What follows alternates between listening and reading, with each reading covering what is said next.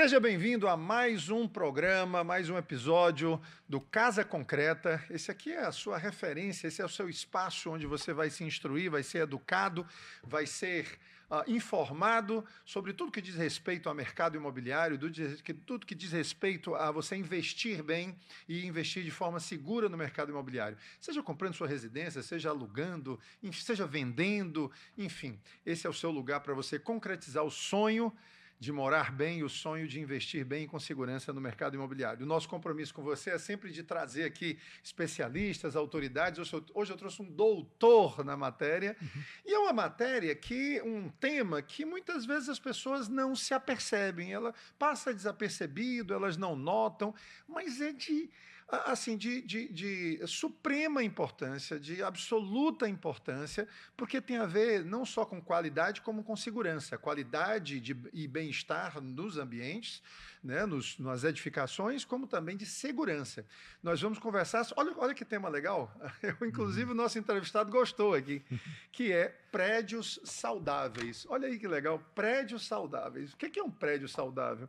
E nós não estamos falando aqui da parte de patologias, né? Nós não estamos falando aqui dessa parte de construção civil propriamente dita, não. Nós estamos falando aqui realmente da qualidade do ar desses ambientes, mas não só isso. Vamos entrar no tema, o que vem a ser esse prédio saudável. Nós estamos conversando hoje aqui com um especialista, com autoridade no assunto, que é o doutor Aderbal Araújo. Bom dia, tudo bem? Aqui é bom dia, boa tarde, boa noite. Boa noite. Qualquer horário, Aderbal, qualquer horário. Exatamente. Olha, gente, eu quero aqui confessar uma coisa assim. Eu sempre tive uma admiração muito grande. Porque sempre que eu via o Aderbal, e eu vou chamar de Aderbal aqui porque é um amigo querido, né? Ele nem sabe o quanto eu estimo ele, mas é verdade, eu estou tornando isso público. A primeira vez que o vi, Aderbal, deve ter já aqui, 1989, 90, nós estamos falando de quê, meu Deus do céu? Lá na Colmeia, nós estamos falando de 35 anos, portanto. 35 anos. E para mim foi sempre aquele cientista, sabe aquele cientista? Eu olhava assim, as observações dele e tudo, nas reuniões que nós tínhamos de projetos, né, eu como arquiteto, e ele para mim sempre foi assim aquele cientista, né? E este homem, gente, tem 45 anos dedicado a essa matéria. Engenheiro mecânico, né? Mecânico e engenheiro clínico também. Se vire aqui para mim mesmo, não tenha medo não. Isso, agora pronto, esqueça essas câmeras aí. Pronto. Nós vamos aqui falar tete a tete aqui.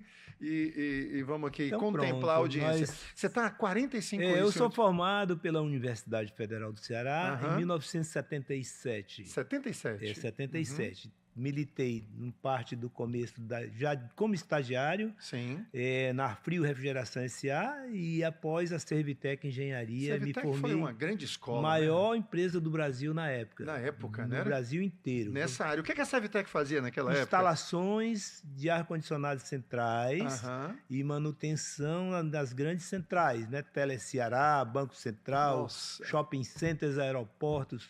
Muito grande. Meu Deus, olha, isso você está falando de quantos anos atrás? Os anos 80. Anos 80, né? Nós estamos falando de mais de 40 anos aproximadamente, né? E o nosso grande Lauro Fiuza... Ela tinha filial em São Paulo, tinha em Salvador, Belém, Recife, Teresina, São Luís do Maranhão... eu lembro. E mais Brasília. Eu lembro disso, sim. Grande Laurinho Fiuza. Figura muito Figura maravilhosa, né? E uma mente privilegiada, né? Porque você veja, ainda está na vanguarda do que faz. Né? Nas eólicas. Nas eólicas agora, e está nas solares também, nas energias renováveis, enfim. É um monstro, fica aqui o nosso abraço e reconhecimento. Aí de lá nós fundamos praticamente no começo a Coldar com o seu Gustavo Silva e o Nestor Silva. Olha só. Irmão do Gustavinho, deve conhecer demais. Quando é que você abriu o seu escritório?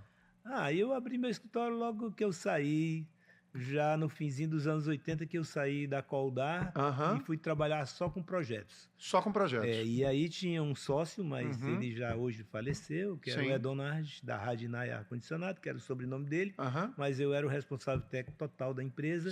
E depois fui para a minha carreira solo com o meu escritório, que está até hoje, Aderbal C. Araújo Ar-Condicionado. É o meu próprio nome, porque não precisa dar nome, botar rótulo. Não, né? não precisa de rótulos. O seu nome já carrega uma identidade e uma série de predicados que não tenha dúvida.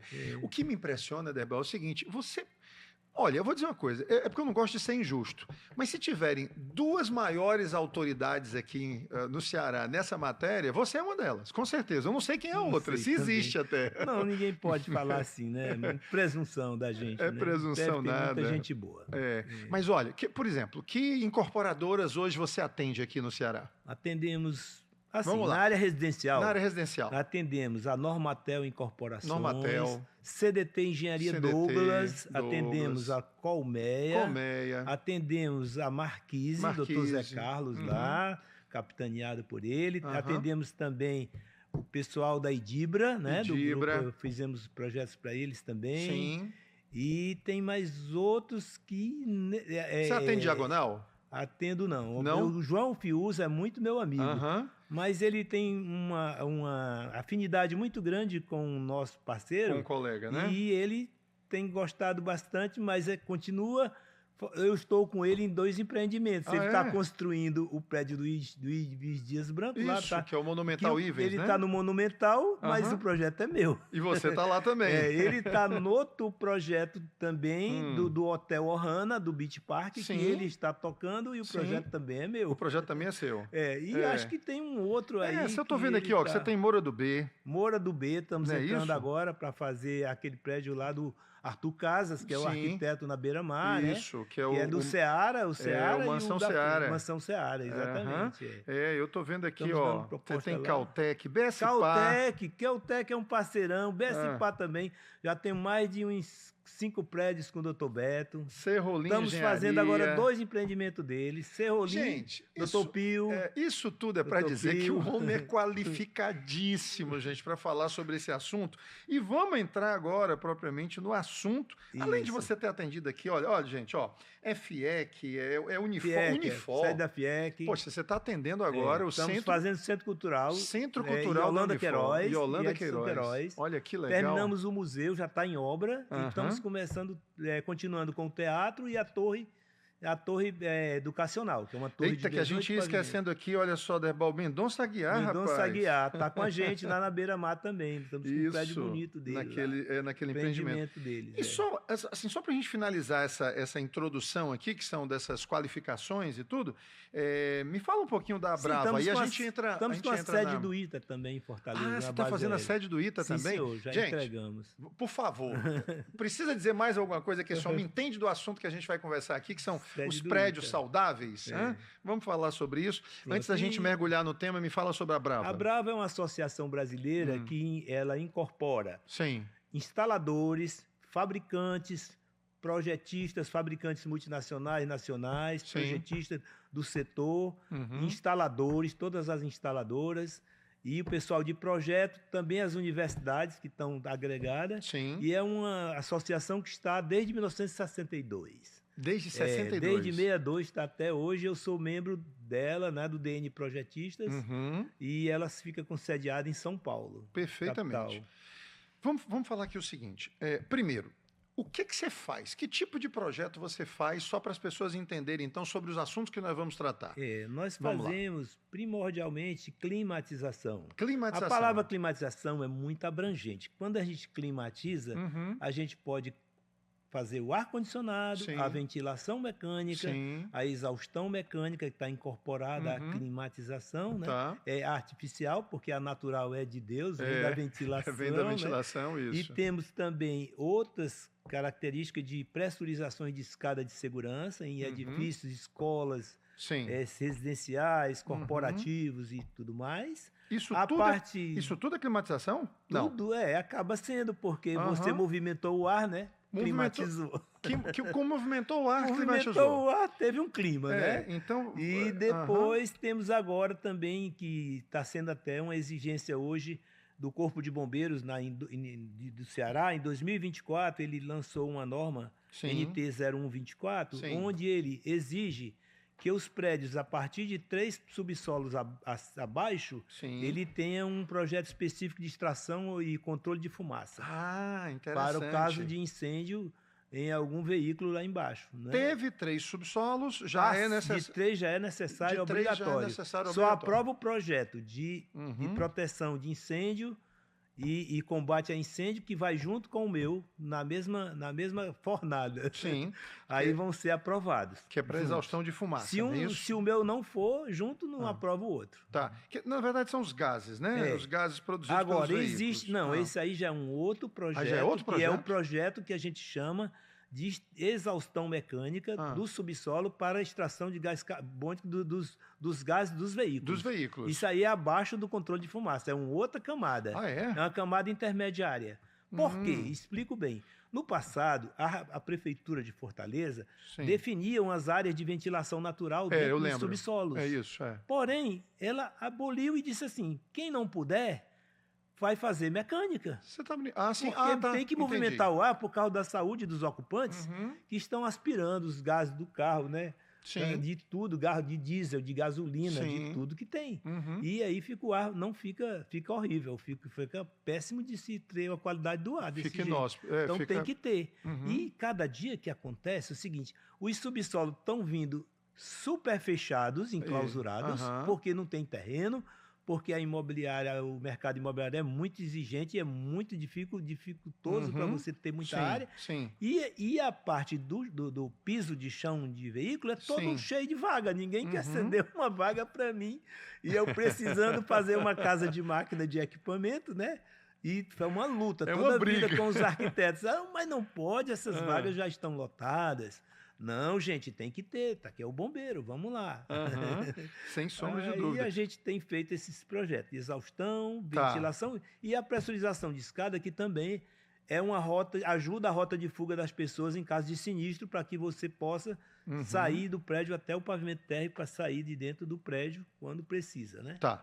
Então tá, esses são os projetos. Vamos começar pelo começo, vamos começar sobre esses projetos de climatização. E eu vou começar fazendo aqui não tem pegadinha, nem casca de banana, nem debate, nada disso não. Aqui é esclarecimento para a sociedade, para a nossa audiência. Uma coisa me incomoda, sabe? Aí eu queria ver, eu não sei se você vai ficar chateado com isso, porque aí eu vou estar tirando serviço seu, mas não é não. Que é o seguinte...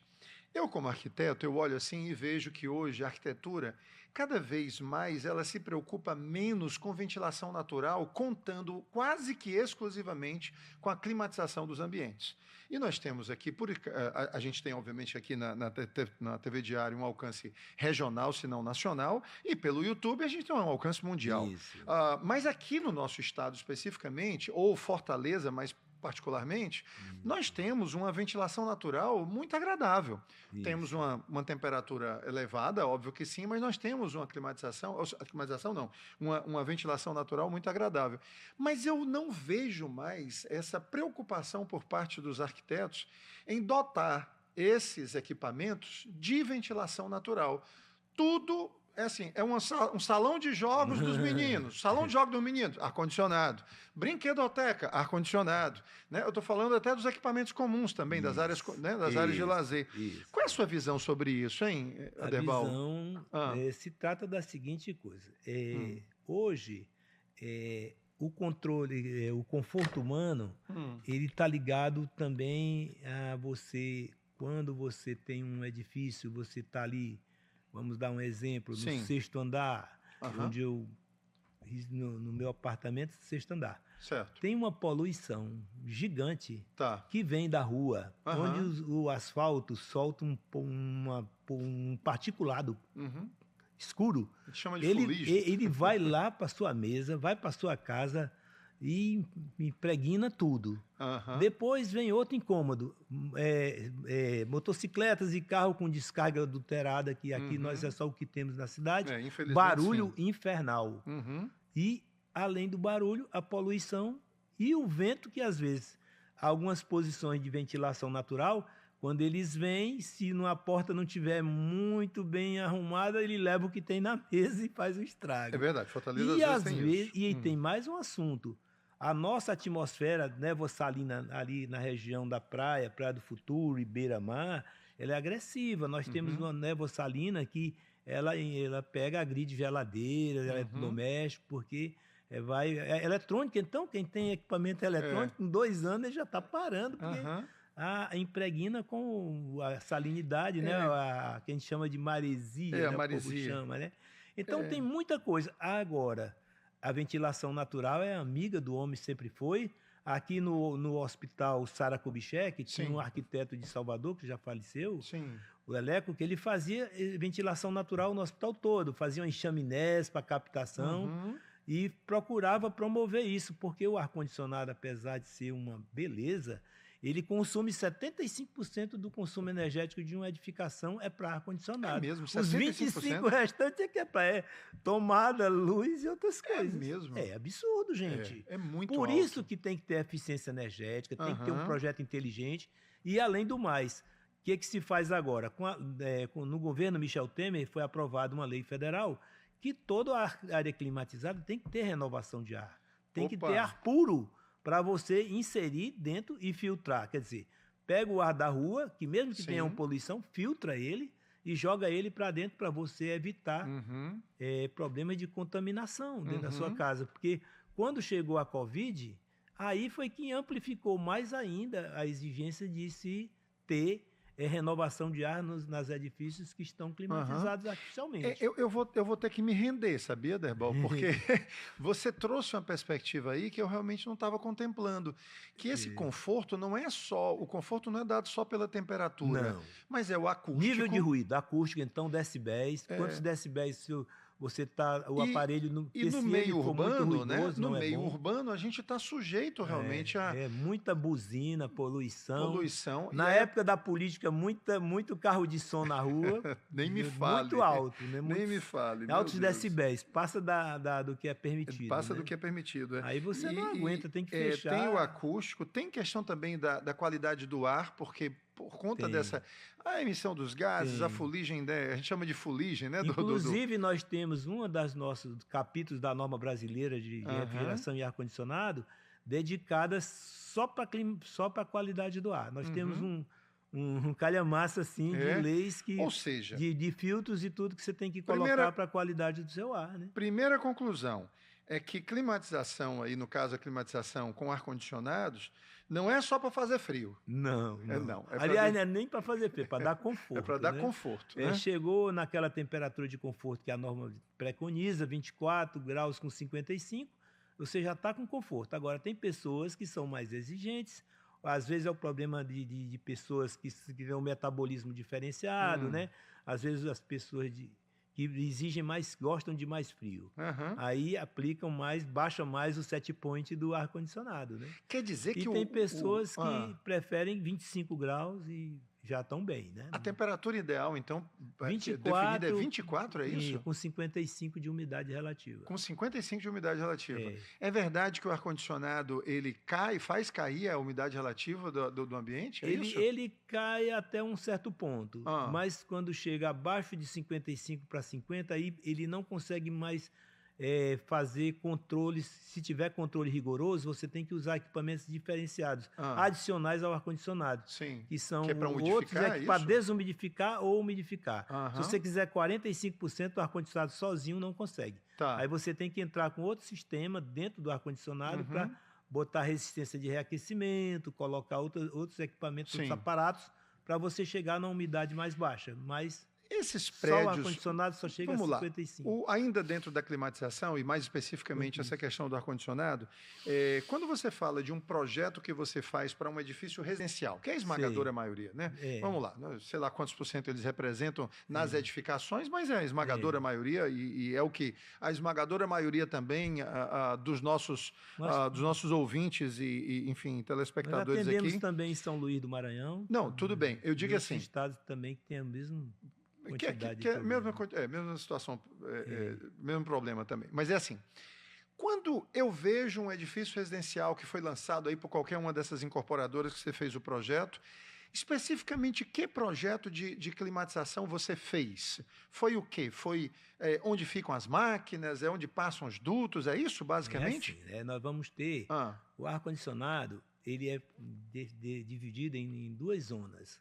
A zona dos equipamentos que geram frio, que são as unidades internas evaporadoras. Unidades evaporadoras, que faz a parte do frio. Nós estamos falando desses ar-condicionados split, que praticamente não tem mais o janeleiro, né? Todos eles, o janeleiro era um só, era incorporado, não era dividido, né? Ele era um aparelho fachadeiro que ficava fazendo aquele barulho e jogando ar e tinha que ficava as fachadas todas com a traseira todas deles, maculadas, né? ali. Aí, quando houve a divisão do split, ele botou a unidade interna com filtro e evaporador dentro de cada ambiente e a condensadora numa área externa. Uma área externa. Quando foi no começo, que a gente amarrava cachorro com linguiça, os condensadores ficavam na varanda, o lugar mais nobre do apartamento. Era isso mesmo. Aí os proprietários, não, isso não dá certo. Eu pago tão caro pelo metro quadrado de apartamento e vou ter um condensador aqui do meu lado, não tem condição. Começou a se criar, os arquitetos criar áreas técnicas apropriadas lá perto da área de serviço, para colocar as condensadoras que faz calor e barulho, né? Que faz o compressor, e o barulho e o ar quente, que é rejeitado do frio que foi tirado do ambiente interno. Sim. E aí, o que acontece? Essas áreas técnicas começaram a diminuir. Vamos lá, um apartamento, ele tinha uma área íntima, vou dar um exemplo, ele tinha 5 máquinas na área íntima, que era dos quartos, né? Quarto de casal, quarto de hóspede, quarto dos filhos.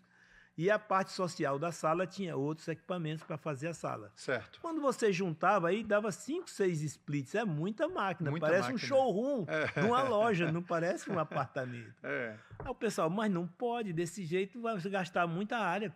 Fazer uma fila de condensador, manutenção grande, aparelhos que são comprados de tudo quanto é local, vem importado, nacional, vem da China, vem de todo canto, e não tem um controle, esse consumo de energia alto e não dá para controlar, porque são equipamentos que são unitários, são vendidos para casa, para apartamento, para escritório, para tudo, né? Foi quando surgiu aí, nos anos 90, o sistema de volume de refrigerante variável, que é o VRV, ou o VRF também, porque como o VRV era uma patente de um fabricante, ele não deixou que os concorrentes usassem o nome que ele criou. Aí ficaram fluxo de refrigerante variável, que é o VRF. Só mudou a letra, fluxo, né? Em vez de volume. E aí, o que faz? Você tem uma unidade menor, num local só, e essa condensadora atende a todas as unidades internas. Sério? Ou parte Tem máquinas que a gente faz até 64 unidades internas. Uma máquina? Uma só. Uma máquina alimentando 64 evaporadores dentro dos ambientes? Com automação embarcada. Toda automatizada. Vem toda com automação. Inclusive, vamos lá. Eu tenho uma VRV desse lá na minha área técnica. Porque a minha área técnica é pequena, só coube uma mini VRF. Você está falando para apartamentos também, é isso? Residenciais? Mas o que eu estou falando é apartamento, é só o que tem. Aí chega lá nos apartamentos, o condensador está lá ligado, está lá no canto dele, parado. Certo. Aí chega o filho, liga o quarto dele aqui no controle remoto, vai um cabo de comunicação, aí avisa para a condensadora, o quarto do filho ligou. Aí ele vai produzir energia só para aquele quarto. Ele vai trabalhar bem lentozinho, bem maneirinho, só para produzir frio para aquele quarto. Chegou o quarto de casal, ligou o quarto de casal, ele aumenta a capacidade para atender o quarto de casal. Aí ele vai aumentando até chegar a full load, que é a capacidade máxima que ele pode trabalhar e vai fornecer o apartamento inteiro. Agora também tem uma coisa. Quando dá problema nele, o apartamento inteiro para, né? Só que tem uma coisa. Como ele tem automação embarcada, ele avisa no teu celular e no teu computador qual é o defeito que pode acontecer, que virá a acontecer, que você tem que trocar algum componente, diz tudo, avisa, dá alarme, faz tudo. Olha, me mande fazer manutenção que eu estou precisando consertar. Gente, vocês estão ouvindo isso aí, gente? Que legal. Aí, eu não sabia desse detalhe. E você, inclusive, dependendo do seu contrato, a fábrica pode estar sabendo onde é que você está ligado. Lá da matriz no Japão, ele sabe que o apartamento aqui em Fortaleza está ligado à central e está ligado tantos apartamentos, tantos quartos do local. Sabe tudo. Nossa, tudo isso fica tudo online, ligado por Wi-Fi. Wi-Fi, nuvem, tudo. Nuvem, tudo. Sem fio. E aí, o que Agora, acontece? Em termos de custo. Eu tenho casos aqui Sim. de centrais VRV trabalhando 15 anos sem parar, sem dar defeito nenhum dia. É mesmo? Porque, como você ia falar agora, custo, como ele custa mais caro, ele tem mais proteções e vem mais garantido. É tanto que eles, hoje, a garantia deles é 10 anos. Então vamos lá, vamos fazer uma comparação 10 aqui. 10 anos de garantia. Eu tenho um apartamento com 5 ambientes climatizados, certo? Okay. 5 evaporadores e 5 condensadores contra 5 evaporadores e 1 VRV. Quanto fica desbalanceado isso aí em termos de custo? Quanto fica mais isso aí, na sua opinião? O que acontece? Vamos dar um exemplo aqui. Vamos dizer que hoje, como a difusão está muito grande, vamos dizer exageradamente, e aí vamos dizer o dobro. Vamos dizer mais ou menos o dobro? Vamos dar um exemplo, dobro. Você ia investir 10 mil, vai investir 20. Porém, tem uma outra coisa que você vai receber do fabricante. Uma curva de consumo energético, de economia de 30% em torno, que ao longo de um ano o teu capital voltou de volta. É um cashback aí. E tu tem um cashback guardado e tem uma economia de espaço gigante que você tinha. Seu aparelho não tinha tecnologia embarcada para ter automação, não tinha uma vida útil que o splitinho tem. O splitinho aqui na Praia do Futuro não aguenta mais do que 1 ano e meio, ele foi para o brejo. E a máquina central, ela vem com proteção marítima, com tudo certinho, toda pronta para atender o mercado e a condição de salinidade quando é o caso. Tá?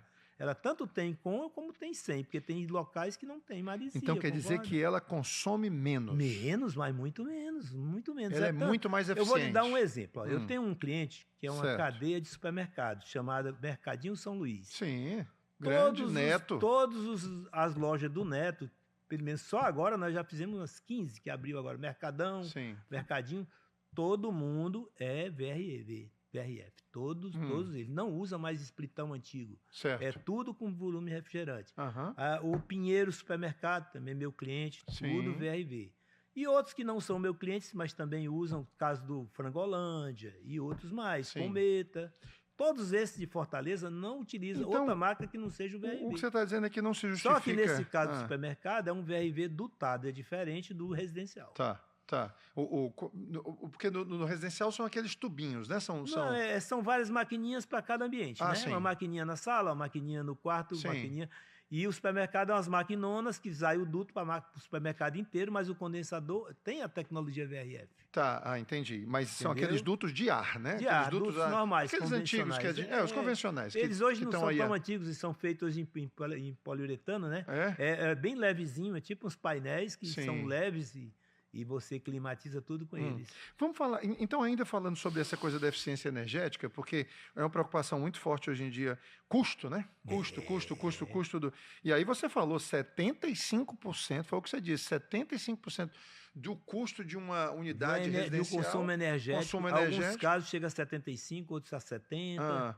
Fica variando. Fica no ar-condicionado, né? Fica com ar-condicionado. Ar-condicionado O que as edificações... O que as edificações... Vamos aqui falar agora, porque de repente a gente está aqui falando para alguém que está nos assistindo e que vai comprar um apartamento residencial. Só lembrando, 75, nós estávamos falando em tese do ar-condicionado convencional. Não, né? lógico. Hoje, com as novas tecnologias, ele vai consumir menos, né, de que 75% do sistema. Não, perfeito. Porque ele vai ter um upgrade maior, né, de consumo. E o que os arquitetos e as incorporadoras podem fazer para ajudar nessa eficiência energética, reduzindo o trabalho dessas máquinas? Porque tem trocas de calor e tudo, né? Incidência do sol, essa coisa toda. Sim, uma grande ajuda seria... O que seria? Seriam vidros de alta...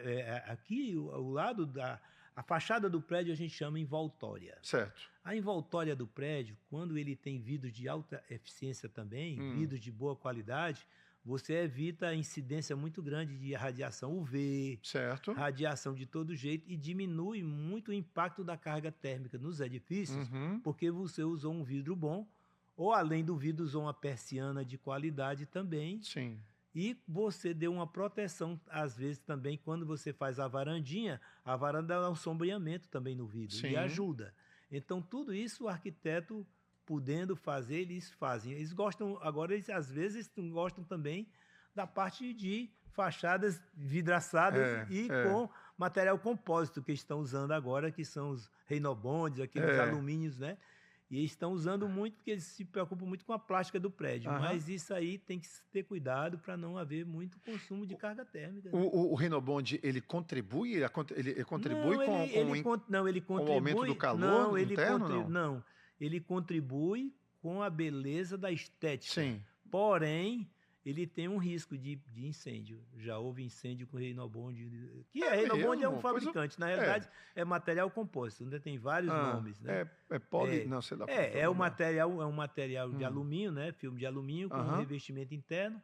Mas ele é... Eu jurava que aquilo ali não fosse inflamável. É inflamável, muito. É mesmo? Tem que ter muito cuidado na aplicação. E, inclusive, se possível, até descolado da fachada, alguma coisa assim, seria isso ou não? Não, é só mesmo com relação ao fogo, né? O sistema que ele é flamável, que se chama, tem flamabilidade. Tem flamabilidade. Independente de uma cerâmica, né? Cerâmica não pega. Então, por exemplo, um incorporador que hoje em dia o incorporador incorpora, até uma redundância, mas o incorporador ele embarca para a edificação dele esse tipo de preocupação de eficiência energética, é algo que isso se transforma em valor agregado e percebido pelo cliente, ou seja... Isso aí é uma luta, assim, da arquitetura moderna, né, que hoje é contemporânea e já bem avançada, que as fachadas, por exemplo, Fortaleza tem umas fachadas muito bonitas, né? O pessoal que tem muito arrojado. Às vezes, essas fachadas, contribuem para uma maior carga térmica, mas tem o outro lado bom, porque eles ficam mortos de alegre porque eu utilizo menos área técnica no VRV para eles, ou no VRF, e eles não ocupam tanto espaço como ocuparia com split. Eles nem querem ver mais split assim. Não, eu quero minha casa de máquina tá aqui, da condensadora, eu vou te dar isso aqui. Tá ótimo isso aqui. Então já diminuiu muito, melhora muito. Esses equipamentos, assim, esses empreendimentos de alto padrão, todos contemplam o VRV, né? VRF, né? Antigamente, quando a gente tinha na Servitec, a gente usava sistemas de expansão direta, que não existia VRV. Aí se usava self-contained dotado, com equipamento com casa de máquina, ou então água gelada, né? Sistema chiller. E transformava isso, e quem levava o frio para os quartos era água gelada. Água gelada, e lá era hidráulica. Hoje em dia isso não tem mais nenhuma razão, né? Assim, tem para grandes empreendimentos. Só se for um shopping center. Lá no caso do Centro Cultural, é tudo água gelada. É tudo água gelada. Mas aí é realmente a demanda de ar. Não tem como usar equipamento climatizado, porte, né? É gigantesca, não tenha dúvida. Olha, nós estamos há 32 minutos. Já, né? Não, só sob ar-condicionado. Nós não chegamos ainda nem no subsolo, nas escadas. Ainda vamos ter que descer. Bora correr aqui, porque nós ainda vamos ter que descer. Vamos falar um pouquinho, então, sobre essa... Vamos descer. Antes de chegar no subsolo, vamos falar sobre essas caixas de escada aí. Onde é que você entra e tem a sua contribuição? Mesmíssima coisa, como sempre. Antigamente, nós tínhamos os balcões e as escadas ventiladas, onde você tinha um duto de ventilação para trazer e um duto de ventilação natural para exaurir o ar quente. E ficava junto da escada. Isso aí acrescia metro quadrado, imagina aí, tomava aí uns 10 metros quadrados da edificação. Com certeza. Meu amigo, não tem condição, vou perder muito dinheiro fazendo posto aqui perdido, um negócio vazio. Quando o posto da pressurização é bem menor, é uma tiquinha de nada que fica ali de lado da escada ou no meio da escada pressurizando.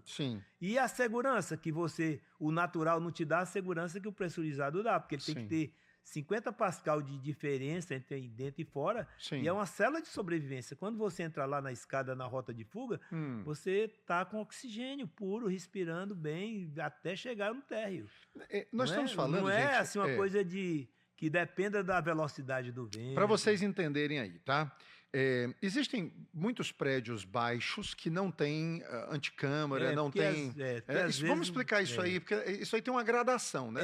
O bombeiro, ele começa a exigir a partir de uma altura. A partir de uma determinada altura. 30 metros, 70 metros. Uma esmagadora, assim, uma grande maioria aí dos prédios da cidade, né? Eles estão simplesmente com aquele sistema mesmo da escada aberta, né? Uma escada aberta. Com a janelinha. Às vezes uma janelinha, um combogó, alguma coisa desse tipo, pequena, né? Essas janelinhas. Coisa pequena e sem anticâmara, né? E sem anticâmara. Alguns têm anticâmara. Aí, o segundo estágio aí seria aquelas escadas já fechadas, com a anticâmara, mas sem pressurização mecânica, não é isso? Que seria com o duto, né?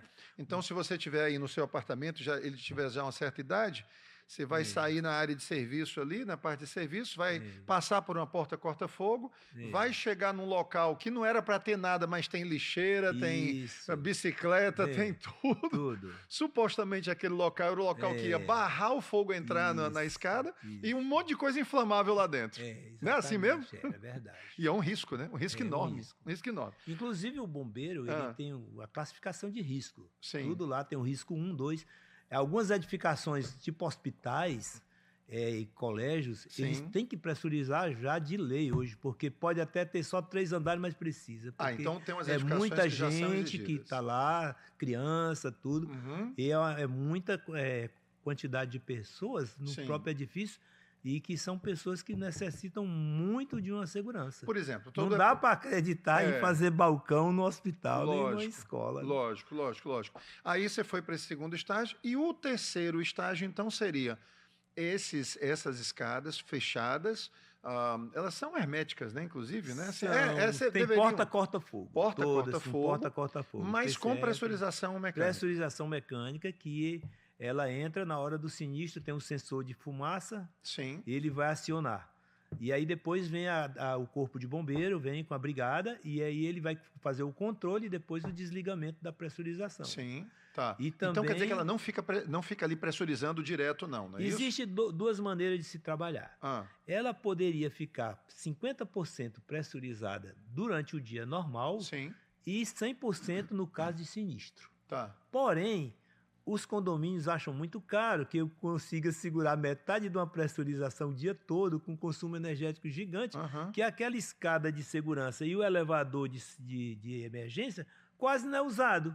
É verdade. E não vai ter sinistro todo dia. Então, o gasto de energia, o que faz? Então, a norma diz, nesse caso, você pode ir para o plano B. É 100% de pressurização quando no sinistro. Tá. Só isso. Depois desligado. Tá. Mas de vez em sempre, periodicamente, o corpo de bombeiro vai lá testar se está ligado direitinho, porque quem liga o sistema de pressurização é o gerador, não é a concessionária. Você não depende da concessionária. Não, tem que de tantos meses, o bombeiro, de 6 meses, o bombeiro vai lá, faz o teste, liga o gerador, bota a pressurização para funcionar, se está tudo bem, se não tem pane seca, se está faltando diesel.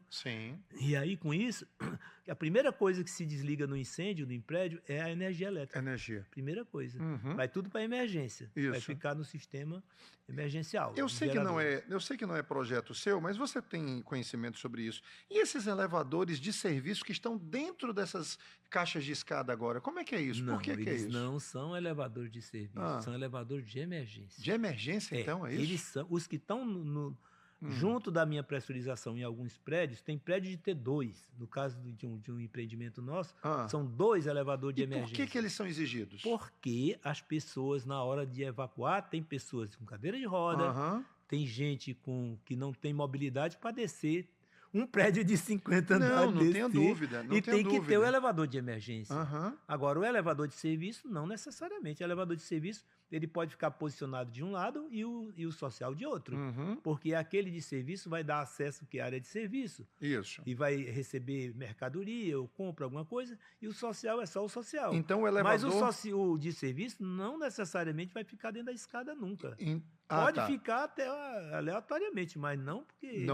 Quando ele ficar e for pressurizado, é porque é de emergência. Foi qualificado como de emergência. Então, supostamente, esse elevador de emergência... Primeiro lugar, quando é que, a partir de que instante, qual é a régua aí que define, o bombeiro chega e define, aqui tem que ter um elevador de emergência? Tem alguma exigência nesse sentido? Não, isso começa na formatação do projeto arquitetônico. Então isso é uma Na hora decisão... que o arquiteto vai começar, ele já fez uma pré-análise com o corpo de bombeiros, Sim. Já fez a análise arquitetônica da edificação, número de pavimentos, e já sabe, preconiza que já precisa realmente do elevador. Pronto, é porque e já define. Eu imaginei isso. Não, um prédio de 15 andares não precisa do elevador, mas o de 40 andares precisa do elevador. Precisa. Aí assim. O arquiteto já define. E aí a gente recebe.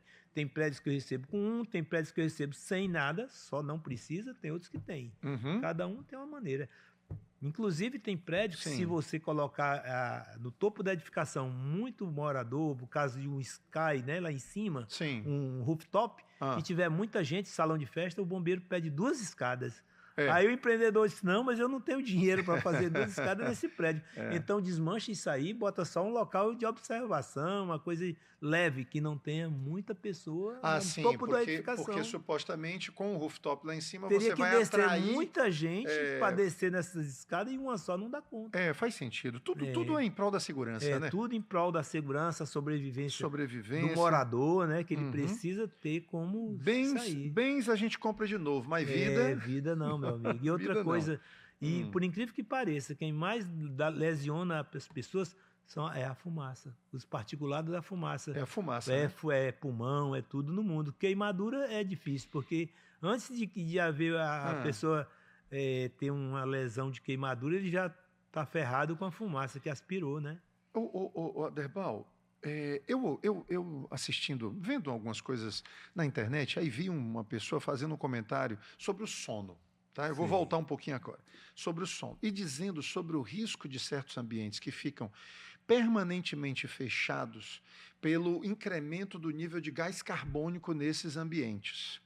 Havendo a necessidade, inclusive isso se for em quartos, por exemplo, e aí você começa a respirar uma quantidade de gás carbônico acima daquilo que digamos, permitido. E ele captura seu oxigênio, a primeira demanda que acontece é um sono profundo. Você começa a não conseguir dormir, fica no estado de letargia, não consigo ficar acordado, que eu falo. Começa a dar sono, perde a capacidade. Para isso, os aquecedores de passagem... Como é que se combate isso? Não, o pessoal de instalações de aquecedor de passagem já coloca esses aquecedores em locais totalmente ventilados e as tubulações que vão para lá só vão mesmo com a parte da água quente, não vai para o quarto do cidadão, não vai gás. E aonde está, ele está num local que tem que ter uma chaminézinha, ele tem que estar num local totalmente ventilado. É porque tem casos antigos que se colocava esses antigos aquecedores da Junker. Eita, Rio de Janeiro. Rio de Janeiro, você lembra daquele? Aquele Junker que acendia o foguinho lá. Aquilo ali para matar a pessoa, uma loucura, gente. Não se usa mais aquilo, a norma não deixa. Olha, nós temos, infelizmente, o caso de um grande empresário nosso cearense que faleceu por conta disso, ele e sua esposa. Né? Lamentavelmente. Mas isso hoje... Mas eu não estou falando de... Não tem condição mais de você ter, porque os projetos hoje atualizados... Mas eu não estou falando de aquecedor de passagem, não. Eu estou falando dos ambientes que ficam permanentemente fechados, climatizados, e não tem troca. Pronto, aí chegou a hora do projeto de ar-condicionado fazer a previsão da troca da renovação. Da troca do ar. E aí todo evaporador, perto dele, próximo, ele tem o ar novo para você renovar o ar e ter oxigênio e para você respirar e ter um sono. Mas tranquilo. Isso tem, por exemplo, nesses... É lei. Hoje é lei. Tem que ter. Mas isso é o evaporador que tem, é isso? Não, é um equipamento. É um equipamento auxiliar que vai ventilar o ar nos ambientes para fazer a renovação. Ou evaporadores de 100% de ar externo que existem também para climatizar o ar com renovação. Tá, mas isso aí existe para os apartamentos, residências, ou isso é mais para... Tudo. Então você já prevê no seu projeto isso? Mas eu não vejo não o povo colocando. Mas é porque às vezes os incorporadores, eles pegam e tomam às vezes de proveito de não querer instalar, porque diz, meu centro de custo não previu, mas está no projeto. Está no aqui, projeto. Se você não então fizer, vamos dar essa recomendação. Peraí, então vamos dar essa recomendação para as pessoas. Isso é lei federal, gente. Então vamos lá. Se Michel uma pessoa... Temer, foi no governo de Michel Temer. Foi. Uma pessoa, então, comprou um apartamento e tudo, e tá lá. Normalmente, o que a gente encontra? Aquele localzinho lá que está a previsão já de você colocar o evaporador, né? Sim. E tem a laje técnica para você colocar os splits e tudo. Colocar os condensadores. Mas, se ele quiser, alguém que está nos assistindo aqui, dizer, opa, eu quero colocar um equipamento que troque o ar aqui do... Compra um equipamento... É um ventiladorzinho, sim, com um dutozinho, com um filtro. Ele pega esse ar da varanda lá de fora, passa aqui no duto, por dentro do forro, ventila aqui próximo ao evaporador, ou um pouco mais distante, sim, renovando o ar da pessoa. Ele entra intertravado. Na hora que você liga o evaporador, ele também funciona. Os dois entram em conjunto. Entra em conjunto. Olha aí, gente. Fizemos agora o Hotel Ibis Messejana. Sim. Não sei se você conhece o grupo do shopping lá. Nós temos o shopping shopping de Messejana que inaugurou, que é do Alexandre. Do Alexandre. É o Alexandre. Exatamente, do Alexandre. Sleiman, Alexandre Sleiman. E dentro do Grande shopping Alexandre, dele, nós fizemos também, além do projeto do shopping, nós fizemos o Hotel Ibis Messejana, que está inaugurando, já está ligando os ar-condicionados. Todo quarto tem um equipamento para renovar o ar e tem um exaustão de banheiro. Olha aí, gente. Isso aqui, então você recomenda que isso também exista nos apartamentos, nas unidades residenciais? Tem que ter. Tem que ter. A pessoa da residência convive também, liga o ar-condicionado. Tem pessoas que passam, às vezes, uma tarde toda dormindo, ou à noite e tudo, e precisa de renovar o ar. Quer dizer que só o fato, por exemplo, eu estou ali e o meu quarto passou o dia inteiro aberto, com janela aberta, com quarto... Não é suficiente para a renovação do ar? Para as leis internacionais, para a ASHRAE americana, a BNT brasileira, a nossa Brava, para todos os órgãos científicos, não tem condição de esperar por porta aberta ou porta fechada. Não existe isso. Não existe. Tem que ter um equipamento mecânico filtrando o ar. Ar filtrado, hein? Não filtrado. É aberto, porque às vezes aberto vem poluição também, né? Vamos chegar nos subsolos agora? Vamos lá. Subsolo. Quais são as três preocupações que você contempla aí nos seus projetos? Fumaça, gás e carros elétricos. E às vezes conforto. Carro elétrico é o que está chegando o último agora. Vamos começar por ele? Vamos começar por eles. Então é o seguinte. Em São Paulo, houve uma convenção do CB de São Paulo para ditar uma norma nova sobre os carros elétricos. Uma vez que uma bateria de carro de lítio, né? Quando ele dá um incêndio, ele entra em... Ele demora 4 horas para ser extinto, mesmo com o bombeiro lá. É mesmo? Chegando lá. Porque ele é como se o fogo se renovasse. Porque é uma produção química que é uma autofusão entre ele lá e não é uma coisa nova. Então, você não está preparado para aquilo, né? Lógico. Aí fizeram assim, olha, existe tudo que um carro elétrico tem, o carro de combustão interna tem. 4 bancos, 4 pneus, 6 bancos, 2 bancos e tal. Forração é a mesma, mas o incêndio feito a partir da gasolina, do álcool e do carro de combustão, ele extingue logo. Você tocou lá, extinguiu. Porque também o Corpo de Bombeiros exige que também hoje os subsolos tem um sprinkler. Todo mundo tem que ter rede sprinkler. Que são aqueles canos, gente, são os chuveirinhos. Os chuveirinhos, isso, né, que faz com que... É tanto que quando se vai fazer um projeto, diz assim, qual é o risco? Com chuveirinho é risco 2, sem chuveirinho é risco 1. Então, muda o risco, né? E aí, o que precisa? Na hora que os bombeiros se reuniram, eles foram na Alemanha, foram na China, foram visitar vários países do mundo. E entraram, dizer assim, bem, o que vai fazer? No país tal não se usa compartimentação para o carro elétrico, ou seja, umas paredes corta-fogo que aguentasse o carro se incendiar, ele não propagar para os outros automóveis. Certo. Aí o custo vai lá para cima, né? Aí começaram a discussão, então os bombeiros dos 27 corporações do Estado brasileiro se reuniram para sair uma norma que está em andamento, eu acho que vai sair logo.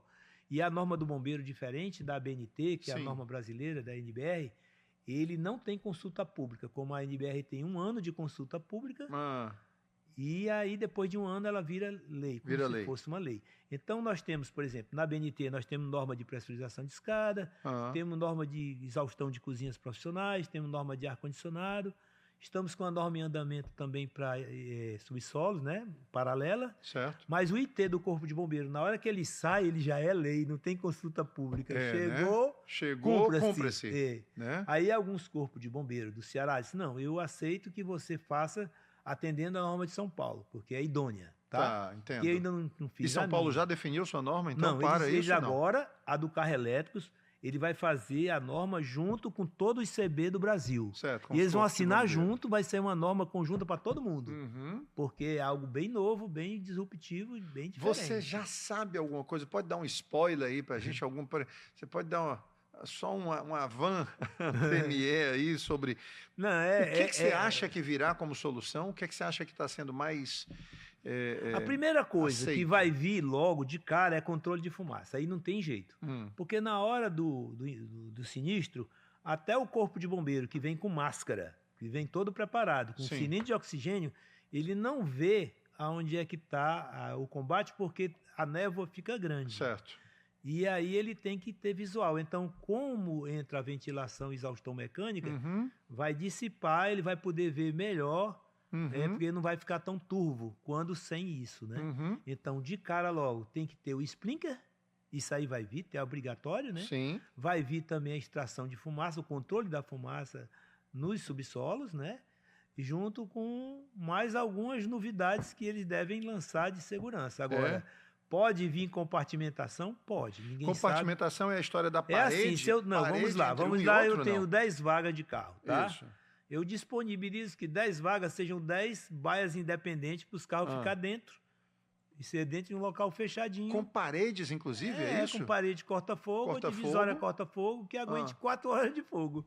Que eu não conheço esse material ainda, tá? Porque ainda vai ser criado, né?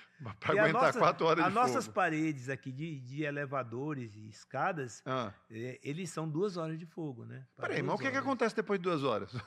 Não, já tem chegado o bombeiro, já tem resolvido. Não, eu digo assim, se porventura... Não, eu sei, mas se porventura uma parede dessa aqui ficar submetida ao fogo por 3 horas, o que vai começar a acontecer com a parede? Ela vai começar a se desfazer? É isso ou não? Depois, depois que passar da hora que ela vai passar, ela vai deixar de proteger aquele envelope, vai passar para o vizinho o fogo. Tá. Ela não vai mais cortar o fogo, ela não vai mais suportar a temperatura, ela vai entrar em colapso, ela vai colapsar. E aí vai passar para o vizinho e o fogo se propaga. Concorda? Entendi. Então aquilo ali é o que se fala, mas ninguém sabe se a sociedade brasileira, a arquitetura, engenharia, qual é o nível de suporte que ela tem para construir essas garagens. Você estima que hoje, dos prédios que existem... Vamos pegar Fortaleza. Dos prédios que existem em Fortaleza, você estima quantos têm sistemas de exaustão de fumaça? Quantos por cento?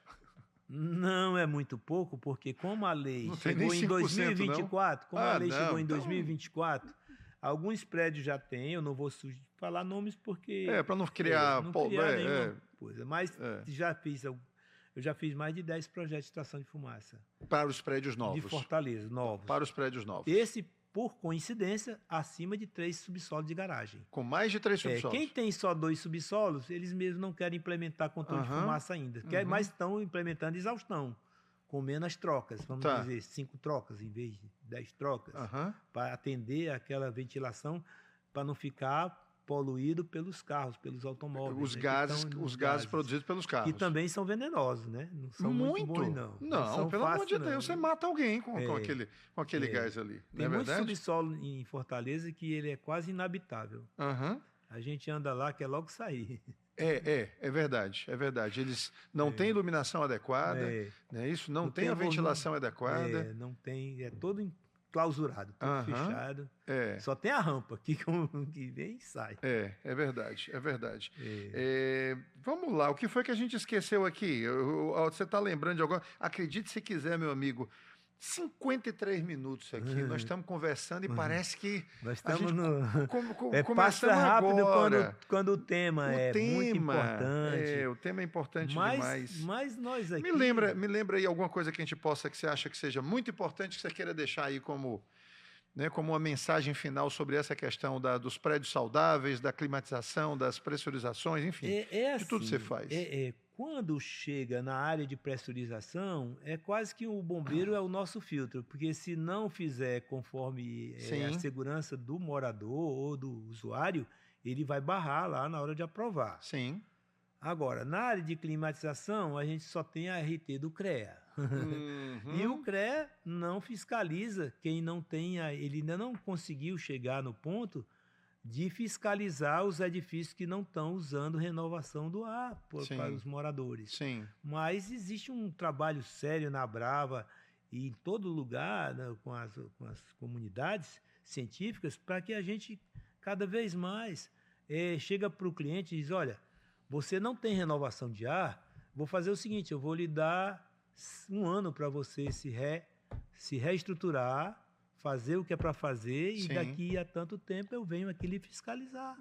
Porque não é justo que você trabalhe com uma coisa fora de uma lei federal que está preconizada que tem que ter a renovação. E é uma lei que tem um propósito... E essa renovação, ela tem tabelas e tem estudos que nas normas brasileiras e americanas, na ASHRAE, que ele diz quanto são as trocas de ar para cada ambiente. Se é dormitório, se é um quarto, se é uma sala, se é um laboratório. Tem casos de 100% de ar, sabia? Tem locais que se climatiza, todo o ar frio que vai para lá é novo, não tem, zero. Mesmo? Chama 100% de renovação, tudo. Em alguns laboratórios, laboratórios, segurança, algumas áreas médicas e hospitalares também tem que ser 100% de exterior. Derbal, que papo gostoso, rapaz, que papo agradável. Para mim viu? Tá ótimo. Viu? Muito obrigado. Divulgar boas práticas, que é o que a gente faz na Brava. Divulgar boas práticas, divulgar o bem-estar do cliente, sobrevivência do cliente, segurança do cliente. Cliente que eu digo nós. Lógico, todos nós. População, nossas famílias, nós todos, termos uma qualidade do ar melhorada. Existem sociedades brasileiras de air quality, qualidade do ar. Sim. E já trabalhando inteiramente nisso. Me diga uma coisa, como é que as pessoas entram em contato com você? Quais são os meios aí? Você tem Instagram? Não temos Instagram ainda, mas está em desenvolvimento. Eu acho que vai já sair. Temos lá... Me dê aí seu site, o WhatsApp, alguma coisa. O nosso é aderbal.eng.ce@gmail.com. Então pronto, é o aderbal.eng@gmail.com. Tá pronto. As pessoas podem lhe acessar. Aí, me acessando, eu posso mandar um portfólio, posso mandar um contato telefônico e tudo mais. Derbal, muito obrigado pela sua contribuição. Eu tenho absoluta certeza. Agradeço muito a oportunidade que você está me dando. E atenção. E parabéns pelo trabalho. Olha, parabéns pelo trabalho que você tem feito. Você é uma referência realmente, não só aqui no estado, mas para o Brasil e principalmente uma referência de um homem, né, de um profissional idôneo, correto, né, íntegro. Então isso é muito interessante, porque é só o que a gente ouve falar a seu respeito. E isso é muito bom. Você é um exemplo para as novas gerações. Viu? Isso aí é o nosso legado, né, que a gente vai deixar. Né, gente, esse homem você está com quantos anos? 52, né? Não, mais ou menos. É 57, né? Ao contrário, né? Ao contrário, né? 57 ao contrário. E está aí plenamente, olha, produzindo plenamente. Eu acho que você vai ser igual ao Oscar Niemeyer. Você vai terminar com 105 anos, Aliás, trabalhei com o Oscar Niemeyer. Sério? Fizemos o museu aqui do Ceará, o museu do pescador ali na Praia de Iracema. Na Praia de Iracema. O projeto foi nosso com ele e ele me chamava de Ceará. Ceará! E fizemos esse projeto com ele lá e fiz também um retrofit em Brasília do Senado Federal, que era o projeto dele. O projeto dele, né? Que legal. Parabéns. Que bom, que bom. Muito obrigado, Aderbal. Prazer, tudo de bom. Obrigado. Esse foi mais um episódio do Casa Concreta, super interessante, um Casa Concreta agora saudável, com ar saudável, né? Enfim, então nós nos encontramos. Muito obrigado pela sua audiência. Nós nos encontramos, se Deus quiser, no próximo episódio, na próxima semana. Até lá.